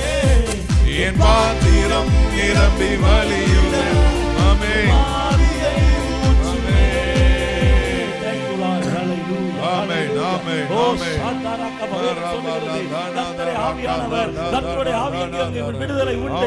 இன்னைக்கு விடுதலைக்காக நீங்க வந்திருக்கலாம். இன்னைக்கு பரிசுத்தாவின் வல்லமை பெற்றுக் கொள்ளும்போது உங்க வாழ்க்கையில நீங்க முற்றிலும் ஒரு விடுதலை கர்த்தர் தர போகிறார். எல்லாம் கேளுங்க, இயேசுப்பா என்னை நிரப்புங்க கேளுங்க. Thank you Lord. ஆண்டவரே என்னை நிரப்புங்க. கட்டுகளை உடைக்கிற ஆமென் ஆமென் ஆமென் ஆமென். கர்த்தருடைய மகிமை, கர்த்தருடைய வல்லமை, கர்த்தருடைய அக்கினி தொடுவதாக ஜனங்களை விடுவிப்பீராக. Praise the Lord, praise the Lord, praise the Lord. இந்த நேரத்தில் அசுத்த ஆவிகள் விலகி ஓடட்டும் ஆண்டவரே. எல்லா வலு சர்ப்பத்தின் ஆவிகள் உடைத்து எறிகிறோம். கர்த்தருடைய மகிமை. ஆமென். ஜோமனுங்க ஜோமனுங்க உற்சாகமா ஜோமனுங்க. ஆண்டவரை நோக்கி பாருங்க. ஆமென் ஆமென் ஆமென் ஆமென் ஆமென். ஹல்லேலூயா. பாவத்துல விடுதலை, சாபத்துல விடுதலை, வியாதியில விடுதலை கேளுங்க. ஆண்டவர் உங்களை தேடி வந்திருக்கிறார். ராஜாதி ராஜா வந்திருக்கிறார். சர்வ வல்லமையுள்ள தேவன் வந்திருக்கிறார். நேற்றும் இன்றும் என்றும் மாறாதவர் வந்திருக்கிறார். ஒருவராய் பெரிய அதிசயங்களை செய்கிறவர். ஆமென். அந்த மாதிரி போயிடக்கூடாது ஏசப்பா. உங்களுடைய வல்லமையை பெற்றுக்கொண்டு தான் போகணும். கேளுங்க. Thank you Lord, thank you Lord, thank you Lord. தகப்பனே, எங்கள் எல்லாரும் கரங்களை அப்படியே ஒப்புக் கொடுக்கிறோம். பரிசுத்தவான் வல்லமையால் எல்லாரும் கர்த்தரை நிரப்பியதற்காக உமக்கு ஸ்தோத்திரம் தகப்பனே. ஆமென் ஆமென். அப்படியே அமைதியா இருதயத்துல ஜெபம் பண்ணுங்க. ஆமென். நன்றி அப்பா. ஆண்டவர் உங்களோடு பேச முடியும். ஆமென். இருதயம் ஆண்டவரை ஆராதிக்கட்டும். ஆண்டவரே நான் பரிசுத்தப்படுத்துங்கன்னு கேளுங்க. என்னுடைய குற்றங்கள், குறைகள், பாவங்கள் எல்லாவற்றையும் மன்னிங்க ஆண்டவரேன்னு சொல்லி கேளுங்க. நன்றி அப்பா. இந்த ஆவிக்குரிய கூட்டத்தை உங்களுக்கு ஏற்படுத்தினதுக்காக நன்றி சொல்லுங்க. நன்றி இயேசுவே. உடைய பிள்ளைகளை தொடுங்கப்பா. ஒருத்தர் வெறுமையா திரும்பி போக கூடாது. பாவத்தோட யாரும் இருப்பீங்கன்னா இருதயத்தில் கை வச்சு ஜெபம் பண்ணுங்க. எனக்கு விடுதலை கொடுங்க ஏசப்பான்னு கேளுங்க. வியாதியில கஷ்டப்படுவீங்கன்னா கை வச்சு ஜெபம் பண்ணுங்க. ஆண்டவரே என் வியாதியில விடுதலை கொடுங்கப்பா. பரிசுத்தம் இல்லாம இருக்கீங்கன்னா எனக்கு பரிசுத்தம் தாங்கன்னு சொல்லி கேளுங்க. அபிஷேகம் இல்லாம இருப்பீங்கன்னா எனக்கு அபிஷேகத்தை தாங்க ஆண்டவரேன்னு சொல்லி கேளுங்க. ஹல்லேலூயா, ஹல்லேலூயா, ஹல்லேலூயா, ஹல்லேலூயா. ஆண்டவர் நேற்றும் இன்றும் என்றும் மாறாதவர்.